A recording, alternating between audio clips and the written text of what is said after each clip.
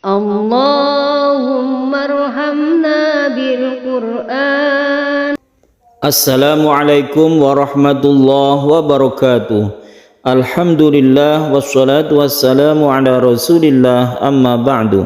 Para pecinta Al-Quran yang berbahagia, pada kesempatan yang baik ini kita akan berlatih tartil Quran di surah Al-Ahqaf ayat 18. Mari kita simak bersama-sama. A'udzu billahi minasy syaithanir rajim. Bismillahirrahmanirrahim. Ulaika allazina haqqa 'alaihimul qawlu fi umamin qad khalat min qablihim.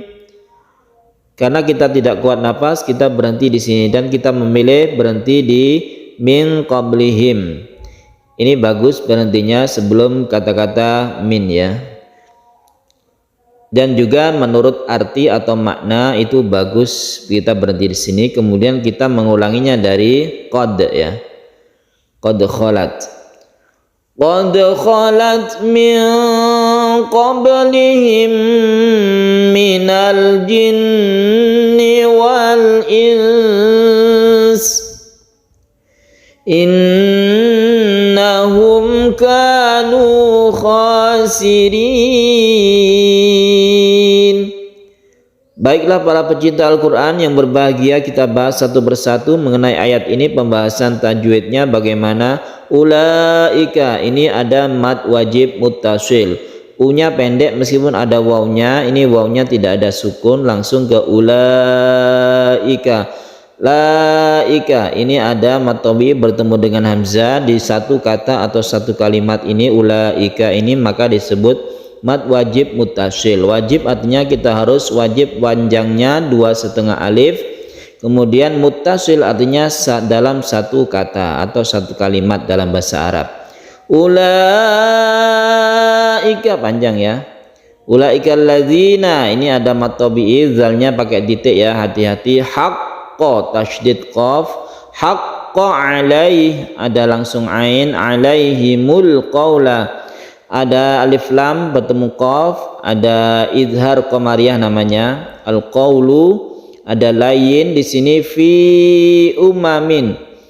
Fi umamin ada mad jaiz munfasil ya. Munfasil artinya beda kata atau beda kalimat, lain kalimat. Kalau muttasil satu kalimat. Ini mad jaiz disebut jaiz karena kita boleh membaca satu alif, dua alif. Fi umamin atau fi umamin agak panjang juga tidak apa-apa. Umamin qad ada tanwin bertemu qaf, ini disebut dengan ikhfa hakiki. Kemudian qad ini ada qalqalah, karena tetap di tengah dan tidak waqaf maka disebut qalqalah sughra meskipun di akhir kata, tapi karena tidak waqaf maka disebut sughra. Qad khalat, khalat taknya hati-hati ada sifat hamznya khalat gitu. Min qablihim ikhfa lagi qablihim. Kemudian ada ba yang bersukun atau dimatikan, ini disebut qalqalah, qalqalah sughra juga.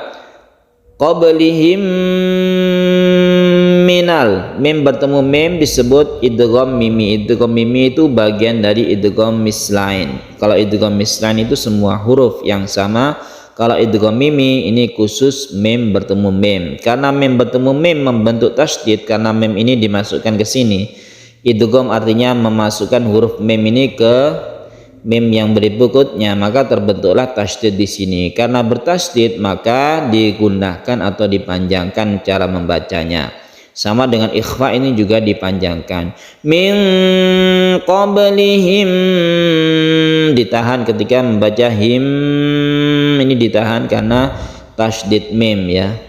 Seperti gunnah ini. Min qablihim minal jin, ini juga nun dan bertasydid. Nah, yang kita bahas di sini sesuai judul yaitu waqaf ketika ikhfa. Bagaimana ketika kita itu ikhfa kemudian huruf tersebut disukun, di mana di sini ada nun bertemu sin yang kita sebut dengan ikhfa hakiki. Sin adalah salah satu huruf ikhfa. Sin ini disukun ya. Karena apa? Karena kita wakofkan. Di sini kebetulan ada tanda wakof. Al wakfu aula. Artinya wakof itu lebih utama. Berhenti itu lebih baik, lebih utama. Ini sama dengan wakof tok itu ya. Wakof tok atau mutlak. Atau mutlak tok sama dengan kof lam ini ya. Kalau kita berhenti di sini maka tidak perlu mengulangi. Kalau kita berhenti yang tidak ada wakofnya, kita perlu ibtidak lagi di qad kholat. Tadi kita kan ulaika berhenti di qablihim. Kemudian kita mengulangi dari qad kholat min qablihim sampai ins. Ya, bagaimana cara membaca dari ikhfa ini ketika wakof? Maka kita tetap mengikhfakan huruf ini seraya kita panjangkan, karena ikhfa itu membacanya itu didengungkan atau dipanjangkan dulu, kemudian kita sukun sin. Jadi membacanya wal ins, wal ins. Ketika ini kita sudah menyamarkan. Ketika samar itu maksudnya adalah ketika kita membaca nun, kita bersiap membaca sin. Wal ins. Tapi ketika itu sin itu disukun, maka mematikan sin atau mensukunkan sin itu ketika kita setelah panjang ikhfa-nya ya. Wal ins, tidak langsung wal ins, tapi dipanjangkan dulu. Wal ins. Begitu caranya. Cara membaca wakof atau ikhfa ketika wakof, atau wakof ketika ada ikhfa. Innahum, nun yang bertasydid, guna musyaddada mim batmu kaf, ini izhar syafawi, kemudian diakhiri dengan mat adid disukun di akhir ayat. Ada mat tabi'i ri ini ya, bertemu dengan nun yang disukun maka disebut mat adid disukun. Boleh satu, boleh dua, boleh tiga alif cara membacanya. Baiklah para pecinta Al-Quran, kita ulangi dari depan, silakan ditirukan. Kita tartil pelan-pelan saja sesuai dengan makhraj dan tajwidnya. Ulaika